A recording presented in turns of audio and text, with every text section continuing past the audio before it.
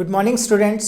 आज हम करेंगे आरबीएसई सीबीएसई बोर्ड एग्ज़ाम के लिए फ्लेमिंगो बुक का सेकंड चैप्टर का नाम है लॉस्ट स्प्रिंग। चैप्टर है Lost Spring, stories of stolen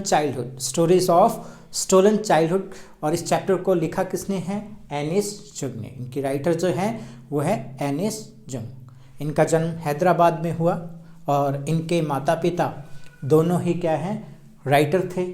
तो स्वाभाविक सी बात है कि अपने माँ बाप का असर इस पर पड़ा और ये एक राइटर बन गए। उन्होंने एक बुक लिखी लॉस्ट स्प्रिंग, उसी में से ये दो छोटी छोटी स्टोरी हमने ली हैं। हमारे सिलेबस के अंदर दो स्टोरी हैं, तो इसी का दूसरा नाम अपने बोल सकते हैं स्टोरीज ऑफ स्टोलन चाइल्डहुड। अब हम शुरू करते हैं इस कहानी को। देखिए, सबसे पहले हमें ये समझना होगा कि इस कहानी की थीम क्या है। ये दो कहानियाँ छोटी छोटी बताई हैं, इसमें कौन सा जो इशू है वो लेखिका ने रेज किया है, इसकी राइटर जो है उन्होंने कौन से इशू को क्या है रेज किया है। तो इसमें जो मुख्य मुद्दा, जो मेन इशू रेज किया है वो है चाइल्ड लेबर का, बाल श्रम का। हालांकि इंडिया में कानून बना हुआ है चाइल्ड लेबर के अगेंस्ट, लेकिन फिर भी बहुत सारी जगहों पर हम देख सकते हैं कि आज भी चाइल्ड लेबर वैसे ही करवाई जाती है जैसे पहले थी। तो शुरू करते हैं अपनी पहली कहानी। जो कहानी है साहिब की, साहिब जो कि ढाका बांग्लादेश से आए हैं। तो शुरू करते हैं। तो ये वर्ड्स किसने बोले हैं? ये वर्ड्स, यहाँ से कहानी शुरू होती है। ये वर्ड्स बोले गए हैं, these words are spoken by Saheb. Sometimes I found a rupee in the garbage, कि कभी कभार मुझे कचरे के ढेर में क्या है, 1 रुपया मिल जाता है या कुछ पैसे मिल जाते हैं। देखो, साहिब जो है ये कौन सी कम्युनिटी से बिलोंग करता है? He belongs to the community of rag pickers. कचरा बीनने वाले जो लोग होते हैं उनकी कम्युनिटी से, उनके समुदाय से ये बिलोंग करता है। और सुबह सुबह जब वो कचरा बीनने के लिए जाता है, जब वो कचरा बीन रहा होता है तो उसको कभी कभार उस कचरे में से कुछ सिक्के, कुछ पैसे मिल जाते हैं। और ये गार्बेज जो है उनके लिए गोल्ड के समान है। जो कुछ उनको कचरे में मिलता है उनके लिए सोने के समान है। कई बार क्या है, उनको बहुत सारी चीज़ें उसके अंदर मिल जाती है। तो एक बार क्या हुआ कि कुछ लोगों के ग्रुप के साथ, कुछ बच्चों के, हम उम्र बच्चों के ग्रुप के साथ साहिब जो है कचरा बीनने के लिए घर से निकला।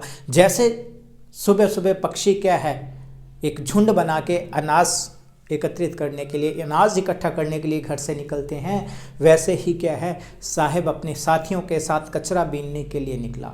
और जैसे वो कुछ दूरी पर गया तो उसका सामना हुआ लेखिका से, राइटर से, ऑथर से। Author encounter with Sahib. लेखिका का सामना किससे होता है? किससे मुलाकात होती है? साहिब से। और साहिब से मिलते ही वो उससे क्वेश्चन पूछती है। साहिब से मिलते ही लेखिका उससे क्वेश्चन पूछती है, why do you do this, कि आप ऐसा क्यों करते हो। तो उसको देख के बड़ी हैरानी होती है कि सुबह सुबह क्या है, ये बच्चे घर से निकले हुए हैं और कचरा बीन रहे हैं। तो लेखिका उससे पूछती है कि ऐसा क्यों करते हो। जैसे वो साहिब से मिली, उससे ये क्वेश्चन किया।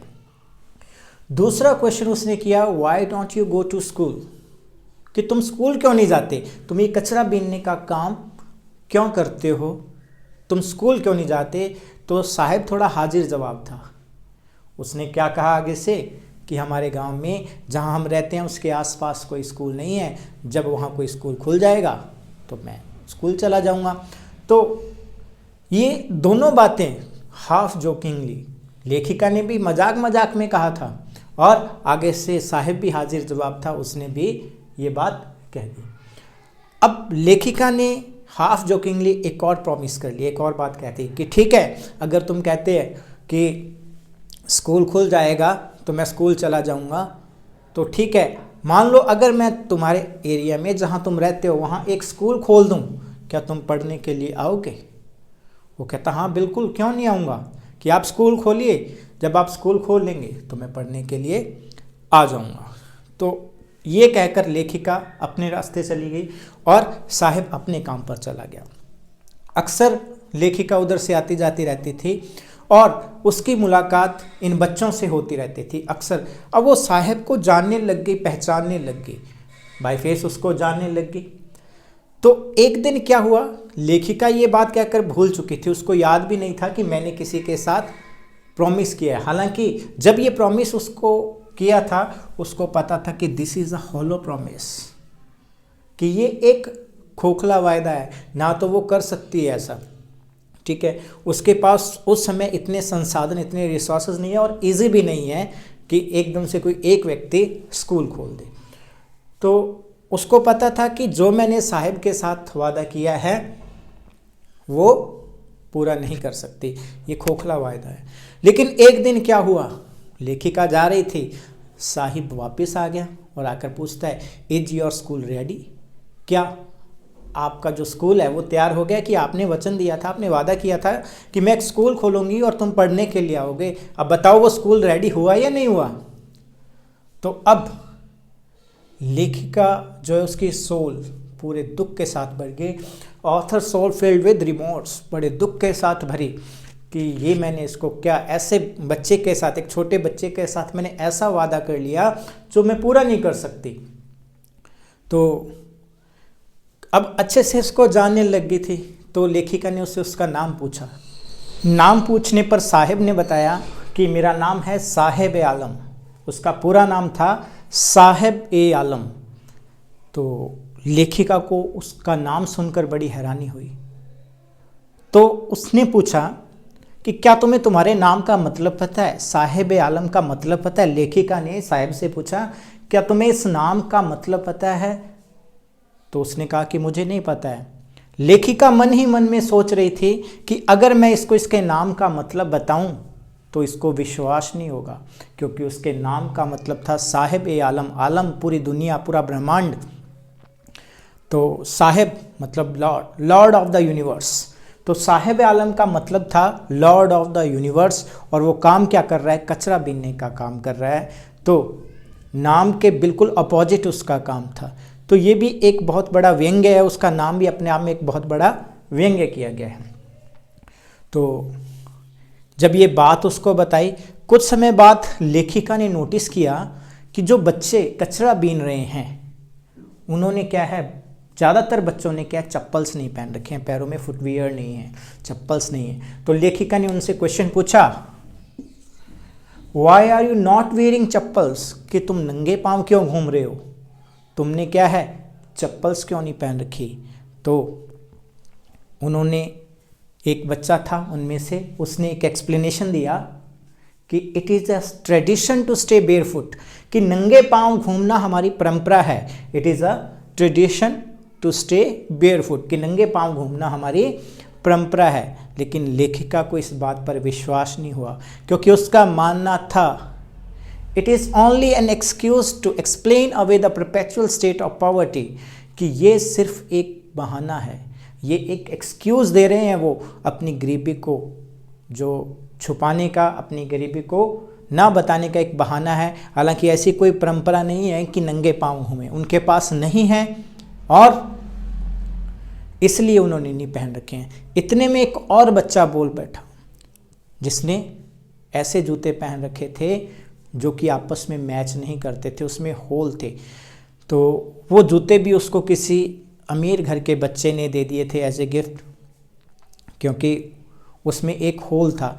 लेकिन इसके लिए वो बहुत बड़ी बात थी। जो दूसरा बच्चा था जिसने जूते पहन रखे थे, उसके लिए वो होल वाला जूता बिना जूते से ज़्यादा बेहतर था, कि नंगे पाँव घूमने से बेहतर है कि उसके पास होल वाला जूता है। तो उसने कहा कि अगर इसकी माँ इसको शेल्फ से उतार के भी दे देगी चप्पल तो ये पहनेगा नहीं, क्योंकि हमारी परंपरा है, हमें नंगे पाँव घूमना अच्छा लगता है। तो हालांकि उनके घर में नहीं थे चप्पल्स वगैरह, वो सिर्फ एक बहाना कर रहे हैं। वो ये बता रहे हैं कि ये जूते पहनना चाहता है इसलिए चप्पल नहीं पहनता है, जूते मिले नहीं हैं और चप्पल ये पहनना नहीं चाहता है, तो इसलिए ये नंगे पाँव घूम रहा है। तो उनकी ये बातें सुनकर, जब ये सारी बातें सुन रही थी, तो उसको उदीपी के एक आदमी ने उसको कहानी सुनाई थी। वो कहानी याद आ गई। वो कहानी क्या थी कि उदीपी के एक आदमी ने उसको कहानी सुनाई कि एक छोटा सा बच्चा था, वो रोज़ाना स्कूल जाता था और स्कूल जाते हुए रास्ते में एक मंदिर पड़ता था, उसी मंदिर के पुजारी का क्या है वो बेटा था। तो जब भी वो स्कूल जाता, भगवान के सामने, मंदिर के सामने रुकता और हमेशा क्या है वो प्रार्थना करता, किसके लिए? For a pair of shoes, कि भगवान मुझे जूतों का एक जोड़ा देना। मतलब वो भगवान से रोज़ाना विश करता था, तो जूते मांगता था। तो लगभग 25-30 साल बाद वो आदमी वापस वहाँ गया और उसने क्या देखा कि आज उस जगह पर क्या है, कोई और पुजारी आया हुआ है, और इस पुजारी का जो बेटा है उसमें इनके घर में रेड कलर की चेयर्स पड़ी हैं, एक बढ़िया बेड पड़ा है, और स्कूल बैग टांग कर पैरों में अच्छे जूते पहने हुए हैं, और वो आकर अपना बैग वहाँ रखता है। तो उस आदमी ने क्या देखा कि इस बच्चे के पास जूते हैं। तो उसको एहसास हुआ कि कम से कम भगवान ने इसकी तो सुन ली है, इसकी एक मन्नत थी वो पूरी होगी। हालांकि वो बच्चा कोई और था, उसी पुजारी का नहीं था, वो पुजारी चेंज हो गया था। लेकिन एक कंपैरिजन किया गया कि एक समय था जब उस पुजारी के बच्चे के पास जूते नहीं थे, लेकिन आज उसके पास है। ऐसे दुनिया में बहुत से लोग हैं जिनके पास ये जो बेसिक फैसिलिटीज़ हैं, बेसिक कमोडिटीज़ नहीं हैं। तो लेखिका ये सोचती है कि इनके पास भी ये चीज़ें नहीं हैं, इनसे ये वंचित है। अब उसके अंदर इच्छा होती है जानने की कि इसका ये कहाँ से आया है, इसके फैमिली का बैकग्राउंड तो जानूं। तो उससे पूछती है कि तुम कहाँ रहते हो? तो उसने बताया कि मैं एक छोटा सा टाउन है Seemapuri, on the periphery of Delhi, Delhi की बाउंड्री पर एक छोटा सा कस्बा बना हुआ है, ज़्यादातर कचरा बीनने वाले वो लोग वहाँ रहते हैं। वो बताता है कि हम ऐसी छोटी बस्तियों में रहने वाले नहीं थे, हमारे भी हरे भरे खेत खलियान थे। एक्चुअल में ये जो साहिब की फैमिली थी ये बांग्लादेश से आई थी। लगभग 10,000 लोग इनके साथ आए थे। इनके भी हरे भरे खेत हुआ करते थे और उन खेत खलियानों में ये रहा करते थे। तो बांग्लादेश से खेत खलियान छोड़कर, अपना घर बार छोड़कर यहाँ आकर बसने का इनका कारण क्या है? क्योंकि वहाँ बहुत सारे तूफ़ान आया करते थे और ये फसल उगाया करते थे, और जब फसल पकने वाली होती थी तूफ़ान आता था और वो फसल बर्बाद हो जाती थी, तो इनके पास खाने के लिए कुछ नहीं बचता था। तो इनके लिए 2 वक्त की रोटी ही सबसे बड़ी ज़रूरत थी। इनको खेत खलिहान नहीं चाहिए थे कि ये भरपेट खाना खाकर सो जाएं, यही सबसे बड़ी बात थी इनके लिए। इसलिए 10,000 लोगों के साथ साहिब का परिवार, ऐसी चीज़ इसकी माँ ने, साहिब की माँ ने साहिब को बताई थी सारी बात, और वो लेखिका को बताया। तो लगभग 10,000 लोगों के साथ ये बांग्लादेश, ढाका बांग्लादेश से, इसका क्वेश्चन बनेगा आगे कि वो कहाँ से आया है और कहाँ रह रहा है, इसलिए बता रहा हूँ। तो ढाका बांग्लादेश से आया था और 10,000 लोग इनके साथ आया था। प्रेजेंट में वो सीमापुरी नाम की जगह पर रह रहा है, जो दिल्ली की पेरीफेरी पर है, उसकी परिधि पर, सीमा पर है। तो छोटे से कस्बे में रह रहा है। अब क्या हुआ, एक दिन फिर इस तरीके से अक्सर मुलाकात होती रहती थी। तो वो चला गया ये बात करके, अब की बार इतनी बात हुई और चला गया। एक दिन फिर उसने क्या देखा कि साहिब 2 आदमी टेनिस खेल रहे हैं लॉन में। 2 आदमी, एक अमीर घर के 2 व्यक्ति हैं जो टेनिस खेल रहे हैं, और उसकी बाउंड्रीज होती है, 4 दीवारी होती है, वहाँ पर खड़े होकर, दरवाजे के पास खड़े होकर क्या है, उस खेल को देख रहा है। तो लेखिका ने पूछा कि क्या तुम्हें ये खेल पसंद है, तुम ये खेल खेलना चाहते हो? तो उसने कहा कि हाँ, मुझे ये खेल पसंद है, लेकिन उससे ज़्यादा पसंद है इन्होंने जो टेनिस शूज़ पहन रखे हैं, ये जूते मुझे बहुत ज़्यादा पसंद है। हालांकि वो खेल, वो कहता है कि मेरी पहुंच से बहुत दूर है, मैं कभी ये सब कुछ नहीं खरीद पाऊंगा और ये खेल मेरी पहुंच से दूर है। लेकिन कभी कभार क्या होता है, वहाँ का जो गार्डनर है, वो वहाँ का माली है उस गार्डन का, तो वो उसको अंदर घुसने दे देता है और वो कुछ समय के लिए वहाँ पर क्या झूला झूल के वापस आ जाते हैं। तो ये सब बातें हो रही थी। 2-3 बार लेखिका की साहिब से मुलाकात हुई, लेकिन अब एक आखिरी मुलाकात हुई साहिब से, और वो मुलाकात अनएक्सपेक्टेड थी, उसने सोचा भी नहीं था। एक दिन क्या हुआ कि काफ़ी समय बीत गया, काफ़ी समय बाद एक बार साहिब जो है लेखिका को मिला, और अब उसके हाथ में वो प्लास्टिक का बैग नहीं था जिसमें वो क्या है, कचरा बीन के लेके आता था। अब उसके हाथ में था स्टील कैनिस्टर एक स्टील का बर्तन, चाय की केतली। तो अब साहेब आकर लेखिका को बताता है कि मैं एक शॉप पे लग गया हूँ, एक टी स्टॉल पर मैं काम करने लग गया हूँ और मुझे 700 रुपये सैलरी मिलती है, पर मंथ 700 रुपये मुझे तनख्वाह मिलती है और साथ में 2 वक्त का खाना मिलता है। तो मैं अब दुकान पे काम करने लग गया और मैंने कचरा बीनने वाला काम छोड़ दिया है। तो लेखिका ने उससे पूछ लिया, क्या तुम अपने काम से खुश हो? अब तो तुम खुश हो, अब तुम्हें कचरा बीनना नहीं पड़ता, अब तुम्हें काम मिल गया है, अब तो तुम खुश हो। तो उसके चेहरे पर एक केयर फ्री लुक थी, वो उसने खो दी। उसका चेहरा मुरझा गया, उदास हो गया। कहने का मतलब he is no longer his own master. अब वो अपना मालिक खुद नहीं रह गया है, अब वो किसी के अंडर काम कर रहा है। उसका जो प्लास्टिक बैग था वो उसका खुद का था। जब उसका मन करता था वो काम पर जा सकता था, जब उसका मन करता था वो रेस्ट कर सकता था। लेकिन आज क्या है, आज वो किसी के अंडर काम करता है।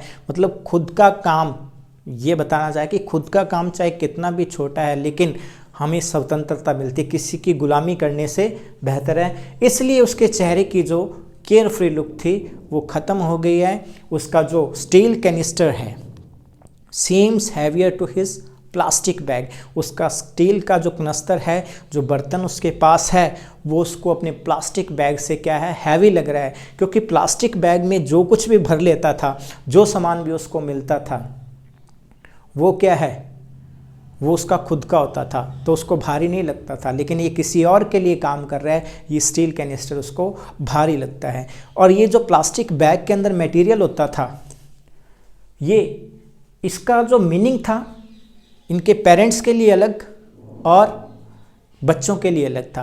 पेरेंट्स के लिए ये जो इसके अंदर जो कचरा बीनने के लिए निकलते थे तो इनको तरह तरह के आर्टिकल मिल जाते थे, कोई टूटे हुए खिलौने मिल जाते थे, कभी शूज़ मिल जाते थे, लोग डिस्कार्ड की हुई चीज़ें वहाँ फेंक देते थे। और ये बच्चों के लिए वो एक रैप्ड वंडर का काम करती थी। रैप्ड वंडर मतलब लिपटा हुआ आश्चर्य कह सकते हैं कि क्या पता इनको क्या कचरे के अंदर मिल जाए। और पेरेंट्स के लिए, जो इनके माँ बाप हैं, उनके लिए it is just a means of survival. उनके लिए एक जीविका चलाने का साधन था, उनके लिए कोई अद्भुत चीज़ नहीं थी। उनके लिए तो सब कुछ कचरा ही था जो उन्होंने आगे बेच देना है। लेकिन बच्चों के लिए समथिंग डिफरेंट था। और कभी कभार उनको क्या है, कुछ गिरे हुए पैसे भी मिल जाते थे। तो इस तरीके से चाइल्ड लेबर को इंडिकेट किया है। इस पर लेखिका ने एक बहुत ही अच्छे ढंग से क्या है बताने की कोशिश की है कि ये जो 700 रुपये की सैलरी उसको मिल रही है, ये क्या है, किसी और के यहाँ मजदूरी कर रहा है, वो बच्चे की स्वतंत्रता चली गई है।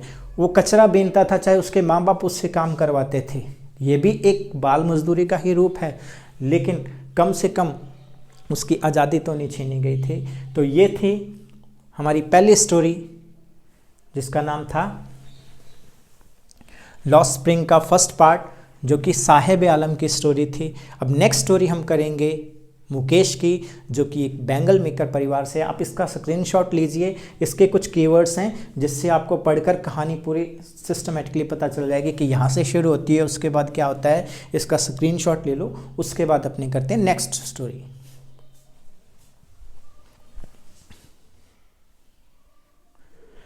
चलिए नेक्स्ट जो स्टोरी है वो है मुकेश की।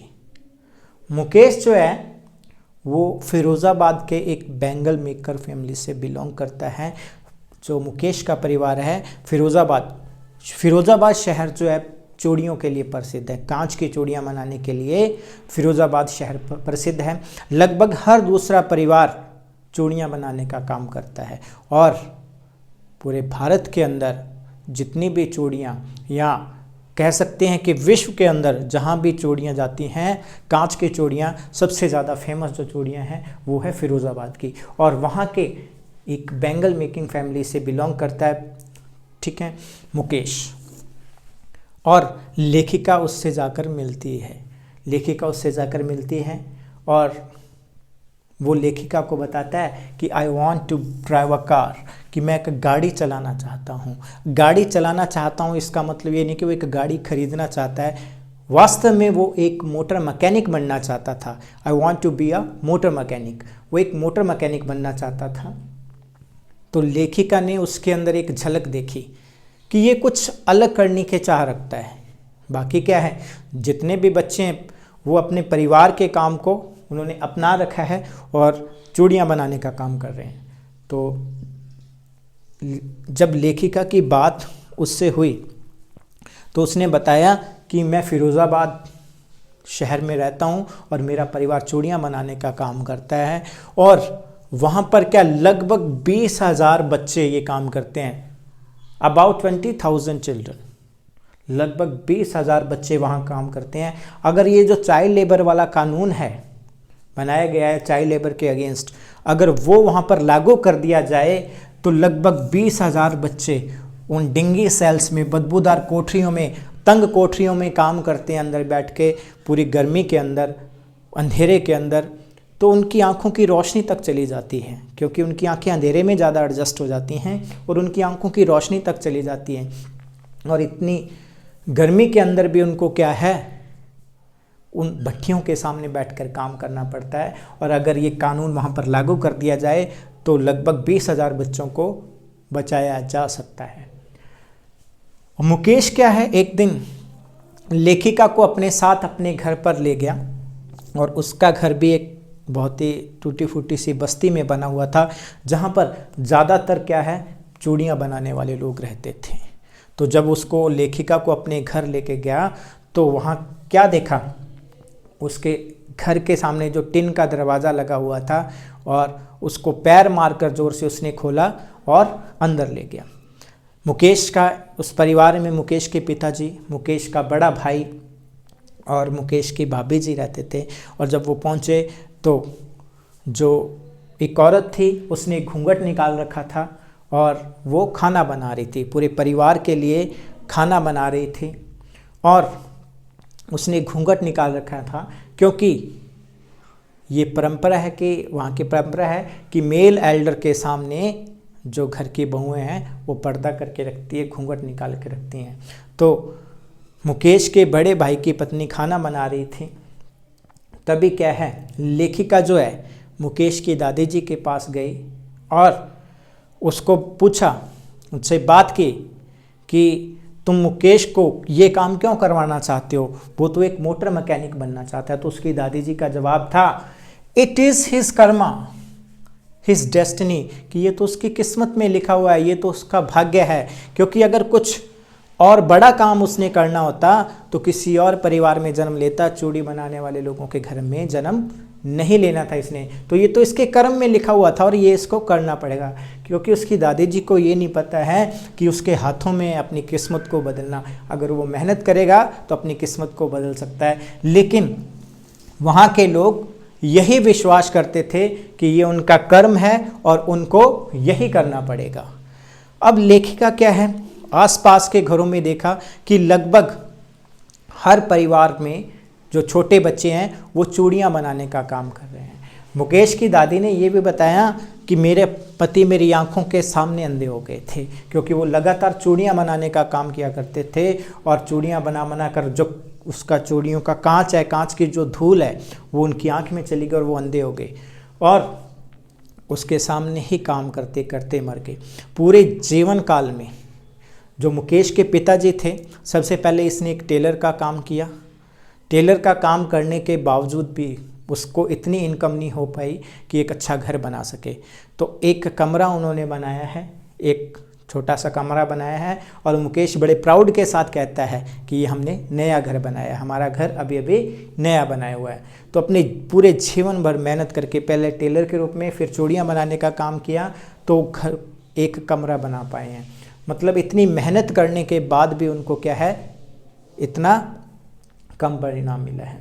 आगे चलकर वो क्या देखती है कि एक लड़की है, छोटी सविता नाम की लड़की है, वो जो कांच की चूड़ियाँ उनको सोल्डर कर रही थी, आपस में जोड़ रही थी, और उसके पास एक बुजुर्ग महिला बैठी हुई थी और उस लड़की को इन चूड़ियों की पवित्रता का नहीं पता था। Savita and sanctity of the bangles, sanctity होती है पवित्रता, कि उसको नहीं पता था कि ये जो चूड़ियाँ हैं ये सुहाग है, सुहाग का प्रतीक है फॉर इंडियन वुमेन। एक भारतीय महिला के लिए ये चूड़ियाँ जो हैं सुहाग का प्रतीक है कि आज जो चूड़ियाँ वो बना रही है, एक दिन उसकी कलाइयों में वो चूड़ियाँ डाल दी जाएंगी और उसकी शादी हो जाएगी। उसके साथ जो औरत बैठी है, जैसे उसकी शादी कुछ समय पहले हुई है तो सविता की शादी होगी, तब यही चूड़ियाँ उसकी बाहों में पहनाई जाएंगी। उसको इसकी पवित्रता का नहीं पता है। मतलब बहुत सारे भोले भाले बच्चे, उनको पता नहीं है कि हम क्या बना रहे हैं, क्यों बना रहे हैं, ये किसका प्रतीक है, फिर भी वो चूड़ियाँ बना रहे हैं। इसके अलावा क्या है, हर गली में वहाँ स्पाइरल ऑफ बैंगल्स, तो चूड़ियों के गुच्छे, बाय हैंड पुल्ड कार्ड्स, तो हाथों से जो गाड़ी खींची जाती है उस पर ढेर लगे होते हैं। हर गली में रंग बिरंगी चूड़ियाँ देखने को मिल जाएंगी। इंद्रधनुष के जितने भी रंग हैं, सभी रंगों की चूड़ियाँ आपको उन फिरोज़ाबाद की गलियों में मिल जाएंगी। अब क्या है, लेखिका ने कुछ घरों से जाके कुछ लोगों से पूछा कि तुम सिर्फ और कोई काम क्यों नहीं करते, तो उनके पास था cry of not having money lurks in every house, कि और काम करने के लिए हमारे पास पैसे ही नहीं हैं। जो हमारे पूर्वजों ने काम चला दिया है उसी से कमाई करके हम क्या घर का खर्च चलाते हैं। हमारे पास इतने पैसे नहीं हैं कि अलग से कोई काम कर सकें, इससे हटके कोई काम कर सकें। तो ऐसी सिचुएशन थी। अब क्या है, तब उनको वो सलाह देती है कि why not organise yourself into a cooperative, कि आप एक सहकारी संस्था क्यों नहीं बना लेते हैं, एक कोऑपरेटिव सोसाइटी बनाइए, एक दूसरे की सहायता कीजिए, मतलब मिलजुल कर कोई अलग काम करने की कोशिश कीजिए, सरकार के खिलाफ या सरकार से जाकर सहायता मांगें। तो वहाँ के लोगों ने बताया कि जब जब हमने कोऑपरेटिव एक सहकारी संगठन बनाने की कोशिश की है, हमें घसीटा गया है, हमें पीटा गया है। जितने भी ब्यूरोक्रेट्स हैं, पुलिसमैन हैं, वो हमें पकड़ कर ले जाते हैं, ब्यूरोक्रेट्स के ऑर्डर्स होते हैं और हमें पकड़ कर ले जाते हैं और हमें कुछ इलीगल करने के लिए जुर्म में जेल के अंदर डाल दिया जाता है। इसलिए हम कोई संगठन नहीं बना पा रहे हैं और हम क्या हैं, किसी के खिलाफ खड़े नहीं हो रहे हैं। हम अपना जो काम कर रहे हैं उससे अपनी जीविका चला रहे हैं, 2 वक्त का खाना हमें मिल जाता है और उस भोजन को करके हम अपनी जीविका अच्छे से चला रहे हैं। तो लास्ट में लेखिका मुकेश से एक और क्वेश्चन पूछती है कि ठीक है, तुम कार तो चलाना चाहते हो, क्या तुम कभी ज़िंदगी में प्लेन उड़ाना चाहते हो? Do you also dream of flying a plane? कभी तुमने हवाई जहाज उड़ाने का सपना देखा है? तो मुकेश कहता है कि नहीं, मैंने कभी ज़िंदगी में हवाई जहाज उड़ाने का सपना नहीं देखा है, क्योंकि मेरे फिरोज़ाबाद शहर के ऊपर से बहुत कम एरोप्लेन उड़ते हैं। कहने का मतलब ये है कि जो मैं कर सकता हूँ, रियलिटी में जी रहा हूँ, मुझे पता है जितना मैं कर सकता हूँ उसका ही सपना देखता हूँ, और जो मैं नहीं कर सकता उसका मैं सपना नहीं देखता हूँ। तो इस तरीके से मुकेश जो है, उसके अंदर लेखिका को एक हिंट मिलती है कि अपनी स्ट्रॉन्ग विल पावर से, उसके अंदर इसकी जो विल पावर है उससे वो अपने सपने को क्या है, पूरा कर सकता है। तो ये 2 स्टोरी थी, बहुत ही छोटी छोटी स्टोरी हैं। दोनों में चाइल्ड लेबर को बताया गया है कि बहुत से कानून बनाए जाते हैं लेकिन उनको इम्प्लीमेंट नहीं किया जाता, उनको लागू नहीं किया जाता। तो बहुत सारे, ये 20,000 फिरोज़ाबाद में है, पूरे भारत के अंदर और पूरी दुनिया के अंदर पता नहीं कितने बच्चे ये चाइल्ड लेबर की जकड़ में आज भी हैं। आज भी वो जो समय है उनका, वो खेलने कूदने का समय है, स्कूल जाने का समय है, पढ़ाई करने का समय है, उस समय वो क्या है, इन डिंगी सेल्स में काम कर रहे हैं और अपना जो बचपन है वहाँ गंवा रहे हैं। इसीलिए स्टोरीज़ ऑफ लॉस्ट चाइल्डहुड, उनका बचपन खो जाता है, बचपन की वो खुशी उनको नहीं मिल पाती जो मिलनी चाहिए। तो ये थी हमारी 2 स्टोरीज़ जो हमने कंप्लीट की है। तो इसका स्क्रीनशॉट लीजिए। चलिए अब हम करते हैं इन दोनों चैप्टर्स के क्वेश्चन आंसर। तो क्वेश्चन नंबर 1 है, what is Saheb looking for in the garbage dumps? Where is he and where he has come from? What is Saheb looking for in the garbage dumps? Saheb कचरे के ढेर में क्या ढूंढ रहा है? Where is he? वो कहाँ पर है? And where has he come from? और वो कहाँ से आया है? तो answer, Saheb is looking for gold in the garbage dumps. तो जो कचरे के ढेर में है वो गोल्ड की तलाश कर रहा है, सोने की तलाश कर रहा है। तो रियल गोल्ड नहीं है।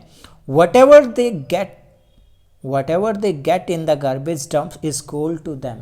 मतलब जो कुछ भी उनको कचरे के ढेर में मिल जाता है वो उनके लिए सोने के समान है, गोल्ड ही है। Sahib is living in Seemapuri, a small town on the periphery of Delhi. तो साहिब जो है, Sahib is living in Seemapuri, Sahib Seemapuri में रह रहा है। सीमापुरी क्या है? A small town on the periphery of Delhi, Delhi की सीमा पर एक छोटा सा कस्बा है, वहाँ रह रहा है। Sahib has come from Dhaka in Bangladesh. Sahib कहाँ से आया है? ढाका इन बांग्लादेश, बांग्लादेश के ढाका से आया है। तो आने का कारण क्या है? Storms swept away their fields and homes. तो तूफान आने के कारण उनके खेत तबाह हो गए थे, उनके जो घर हैं वो टूट गए थे, इसलिए वो अपने खेत खलियान और घर छोड़कर आ गए हैं। सो दे लेफ्ट द कंट्री, इसलिए वो अपना देश छोड़कर यहाँ आ गए हैं। नेक्स्ट क्वेश्चन है, what explanation does the author offer for the children not wearing footwear. कि जिन बच्चों ने जूते नहीं पहने हुए हैं उनके लिए लेखिका क्या क्या व्याख्या देती है कि उनके जूते ना पहनने के क्या क्या कारण हैं। तो क्या व्याख्या दी है उसने, लेखिका ने? One explanation offered by the author is that it is a tradition to stay barefoot. तो पहली एक्सप्लेनेशन तो ये देती है कि ये उनकी परंपरा है। मतलब वो सोच रही है, मतलब उसने अपने इस लेसन में लिखा है कि शायद उनकी कोई परंपरा है, इसलिए वो इस तरीके से नंगे पांव रहते हैं। It is a tradition to stay barefoot. It is not the lack of money, कि ये पैसे का अभाव नहीं है। शायद ऐसा नहीं है कि इनके पास चप्पल खरीदने के लिए, जूते खरीदने के लिए पैसे नहीं हैं, ये पैसे का अभाव नहीं है।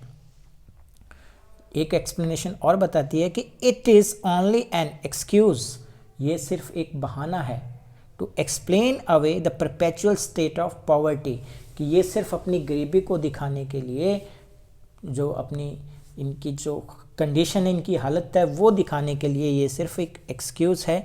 ये लोग जानबूझकर चप्पल नहीं पहनते, ऐसा नहीं है कि इनके पास चप्पल नहीं है। तो वो ऐसा एक एक्सप्लेनेशन देती है कि ये, पहले तो कहती है वो उनकी परंपरा है, फिर वो कहती है कि ये सिर्फ अपनी गरीबी को दिखाना चाहते हैं, अपनी गरीबी की स्टेट को बताना चाहते हैं। Next question, is Sahib happy working at the tea stall? Explain. तो इस चीज़ की व्याख्या कीजिए कि क्या साहिब चाय की दुकान पर काम करके खुश है? Answer, no, Saheb is not happy working at tea stall. नहीं, जो साहिब है चाय की दुकान पर काम करके खुश नहीं है। He is no longer his own master, क्योंकि अपने खुद का मालिक वो खुद नहीं रह गया है, अब वो खुद का मालिक खुद नहीं है। His face has lost the care free look, तो उसके चेहरे पर एक केयर फ्री लुक होती थी, कोई चिंता नहीं थी, लेकिन अब उसका चेहरा चिंताओं से भर गया। उसकी जो केयर फ्री लुक है, जो उसकी अपीयरेंस है, जब वो बेपरवाह हुआ करता था, वो लुक उसकी ख़त्म हो चुकी है। The steel canister seems heavier than the plastic bag, तो जो स्टील का बर्तन है उसको बहुत ज़्यादा भारी लग रहा है उस प्लास्टिक के थैले से। He would carry so lightly over his shoulder, जो अपने कंधों पर बड़ी आसानी से ले जाया करता था, आज वो स्टील का जो बर्तन है, जो कैनिस्टर है, उसको बहुत ही भारी लग रहा है। Next question, what makes the city of Firozabad famous? तो फिरोज़ाबाद शहर फेमस क्यों है? फिरोज़ाबाद शहर के फेमस होने का क्या कारण है? Answer, the city of Firozabad is famous for its bangles. जो फिरोज़ाबाद शहर है वो इसकी चूड़ियों के लिए प्रसिद्ध है, चूड़ियाँ बनाने के लिए प्रसिद्ध है। Every other family in Firozabad is engage in making bangles, तो फिरोज़ाबाद का हर दूसरा परिवार चूड़ियाँ बनाने के काम में लगा हुआ है। It is the centre of the glass blowing industry, तो कांच की भट्टियों में जो आग की भट्टियों में कांच पिघलाने का जो एक केंद्र बिंदु है, उससे चूड़ियाँ बनाने का एक केंद्र बिंदु है। Families have spent generation working around furnaces, तो उनके परिवार वालों ने अपनी काफ़ी सारी पीढ़ियाँ गंवा दी हैं उन भट्टियों में काम कर करके। तो हाँ, नेक्स्ट देखिए, जो वहाँ के लोग हैं वो पूरे वुमेनहुड के लिए, ठीक है, who are making bangle for the women in the land, पूरी दुनिया में, धरती पर जहाँ भी औरतें रहती हैं उनके लिए ये क्या है, चूड़ियाँ बनाते हैं। तो जहाँ फिरोज़ाबाद नगर है, फिरोज़ाबाद नगर में पूरी दुनिया पे, पूरी धरती पर जितनी भी औरतें, उनके लिए क्या है, चूड़ियाँ बनाई जाती हैं। नेक्स्ट क्वेश्चन है, mention the hazards of working in the glass bangle industry. तो जो कांच की चूड़ियाँ बनाने का काम है उसमें काम करने के क्या क्या खतरे हैं वो बताने हैं।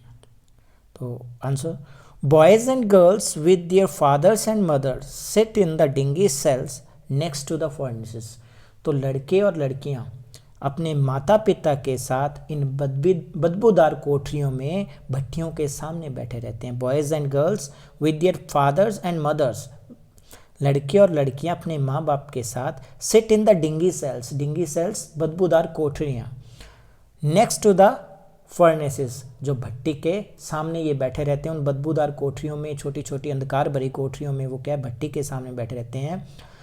They weld pieces of coloured glass into circle of bangles. तो वो कांच के टुकड़ों को वेल्ड करके, मतलब आपस में जोड़ लगाकर, जोड़ कर क्या है, चूड़ियाँ बनाते हैं। Their eyes are more adjusted to the dark than to the light outside. उनकी जो आंखें हैं, their eyes are more adjusted, तो उनकी आंखें जो है बहुत ज़्यादा समायोजित हो गई हैं, एडजस्ट हो गई हैं टू द डार्क, अंधेरे से, than to the light outside, बाहर के उजाले से ज़्यादा उनकी आंखें अंधेरे में रहने की आदी हो चुकी हैं, वहाँ समायोजित हो चुकी हैं। They often end up losing their eyesight before they become adult. तो वयस्क होने से पहले ही उनकी आंखों की रोशनी जो है वो चली जाती है, वयस्क होने से पहले ही उनकी आंखों की रोशनी चली जाती है। हाँ जी, नेक्स्ट देखिए, next question, how Mukesh attitude to his situation different from that of his family. जो मुकेश का रवैया है, जो दृष्टिकोण है, अपने परिवार से अलग क्यों है। Mukesh is born in the family of bangle makers. Mukesh का जन्म चूड़ियाँ बनाने वाले के परिवार में हुआ है, बैंगल मेकर्स की फैमिली में हुआ है। He wants to break the family lineage of bangle making. वो अपनी जो परिवार की एक परंपरा चलती आ रही है, पीढ़ी दर पीढ़ी जो काम करते हैं, वो उस परंपरा को क्या करना चाहता है, तोड़ना चाहता है। He wants to be a motor mechanic. वो क्या है, एक मोटर मैकेनिक बनना चाहता है।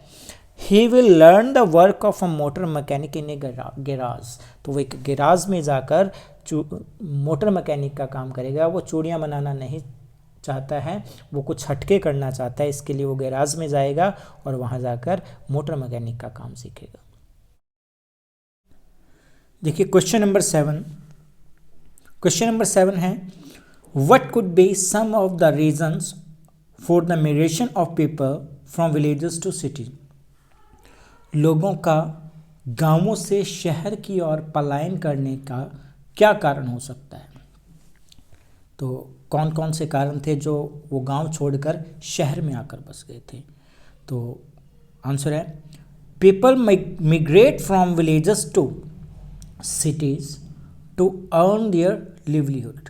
जो लोग हैं वो गांव से शहर की ओर पलायन करते हैं अपनी जीविका कमाने के लिए। Their fields fail to provide them means of survival. उनके जो खेत हैं उनको जीविका देने के लिए असमर्थ रहते हैं, जीविका प्रदान करने के लिए असमर्थ रहते हैं। There are many opportunities of employment, jobs and other means of getting food in the cities.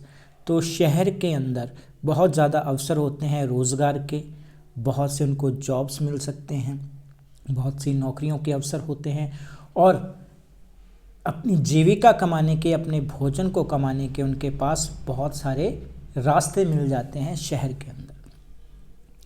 Next देखिए, would you agree that promises made to poor children are rarely kept? क्या आप इस बात से सहमत हैं कि जो गरीब बच्चों से वादे किए जाते हैं वो बहुत कम पूरे किए जाते हैं?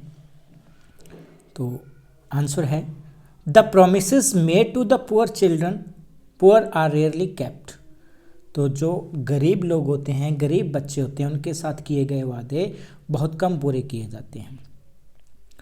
तो इस कहानी के अंदर हम देखते हैं the author asked Saheb half joking whether he will come to her school if she starts one. तो लेखिका मजाक मजाक में साहिब से कहती है कि अगर वो स्कूल स्टार्ट करे तो वो क्या उसके स्कूल में आएगा। ए फ्यू डेज लेटर, कुछ दिनों बाद, he ask if the school is ready.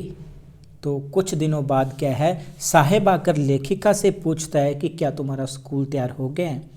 The writer feel embarrassed eight having made a promise that was not meant. तो लेखिका क्या है, परेशान हो जाती है, बहुत ही ज़्यादा एम्बेरेस्ड फील करती है, बहुत ज़्यादा अपने आप को परेशान फील करती हैं eight having made a promise, क्योंकि उसने एक ऐसा वादा कर लिया है दैट वाज नॉट मेंट, जो वो पूरा नहीं कर सकती। Promises like this are abound in every corner of this bleak world। तो इस अंधकार भरी दुनिया में इस तरीके के जो वादे हैं, ये पूरी दुनिया ऐसे झूठे वादों से भरी हुई है जहाँ पर लोग क्या है, वादे करते हैं लेकिन उनको पूरा नहीं करते। Question number 9, what forces conspire to keep the workers in bangle industry of Firozabad in poverty? कौन सी ताकतें हैं जो फिरोज़ाबाद की चूड़ी बनाने वाले लोगों को गरीबी में बनाए रखती हैं? तो कुछ ताकतें हैं, सर्टेन फोर्सेस कंस्पायर, कुछ निश्चित ताकतें हैं जो षड्यंत्र करती हैं to keep the workers in bangle industry of Firozabad in poverty. जो चूड़ियाँ बनाने वाले, फिरोज़ाबाद के जो चूड़ियाँ बनाने वाले लोग हैं उनको गरीबी में बनाए रखती हैं। वो ताकतें कौन कौन सी हैं? These include the money lenders, इसमें साहूकार money lenders, the middle man बिचौलिए, द पुलिस मैन पुलिस वाले, द कीपर्स ऑफ लॉ कानून के रखवाले, एंड द ब्यूरोक्रेट नौकरशाही वाले लोग, एंड पॉलिटिशियन जो राजनेता हैं। ये सारे मिलजुल कर क्या करते हैं, इन बच्चों पर और इन लोगों पर क्या है, बोझ ला देते हैं। Together they impose heavy burden on the child. ये इन बच्चों पर सारे मिलजुल कर क्या है, बोझ ला देते हैं। ये सारी ताकतें नहीं चाहते कि इन बच्चों को छुटकारा दिलवाया जाए। अगर ये सारे मिलजुल कर काम करें तो इनको बाल मजदूरी से छुटकारा दिलाया जा सकता है। How in your opinion can Mukesh realise his dream? आपकी राय में मुकेश अपने सपने को कैसे पूरा कर सकता है? Mukesh is born in the family of bangle makers. Mukesh जो है वो चूड़ियाँ बनाने वालों के परिवार में पैदा हुआ है। He has the capacity to take courage and break from the traditional family occupation। उसके अंदर इतनी ताकत है, इतना साहस है कि वो परिवार का जो ऑक्यूपेशन है, वो परिवार की परंपरा को तोड़कर उस ऑक्यूपेशन से हटकर चल सकता है। ठीक है, He wants to break the family lineage of bangle making. वो अपने परिवार की जो परंपरा चलती आ रही है चूड़ियाँ बनाने की, उसको तोड़ना चाहता है। He wants to be a motor mechanic. वो एक मोटर मैकेनिक बनना चाहता है। ठीक है, his strong will power will help him to realise his dream. उसकी जो दृढ़ इच्छा शक्ति है वो उसको मदद करेगी अपना सपना पूरा करने में। मतलब उसकी जो विल पावर है वो उसकी मदद करेगी। नेक्स्ट क्वेश्चन देखिए, why should child labour be eliminated and how? तो बाल मजदूरी जो है उसको कैसे समाप्त किया जा सकता है और क्यों समाप्त किया जाना चाहिए? Child labour should be eliminated बाल मजदूरी को क्या है, समाप्त किया जाना चाहिए।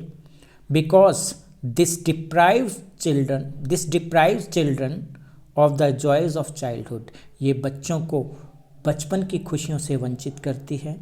It is A hurdle in their development, ये उनके विकास में बहुत बड़ी बाधा है, बच्चों का सही ढंग से विकास नहीं हो पाता।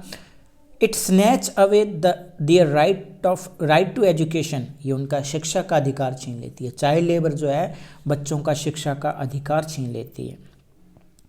अब देखिए चाइल्ड लेबर कैसे ख़त्म की जा सकती है। Child labour can be eliminated bye enforcing the law, मतलब जो नियम बने हुए हैं उन नियमों का पालन करके, उन नियमों को लागू करके क्या है, जो चाइल्ड लेबर है उसको मिटाया जा सकता है, समाप्त किया जा सकता है। Government should take necessary step against child labour, जो सरकार है उसको चाइल्ड लेबर के अगेंस्ट क्या है, नेसेसरी जो आवश्यक एक्शन है वो लेना चाहिए। गिल्टी शुड बी पनिश्ड, और जो दोषी लोग हैं उनको सज़ा मिलनी चाहिए। तो ये थे इसके कुछ इंपॉर्टेंट क्वेश्चन। समरी हमने पहले समझ लिया और इसके क्वेश्चन आंसर मैंने ट्रांसलेट कर दिए। उम्मीद है आपको समझ आए होंगे। तो इसी तरह के और वीडियो पाने के लिए बने रहिए इस चैनल के साथ। Thank you very much.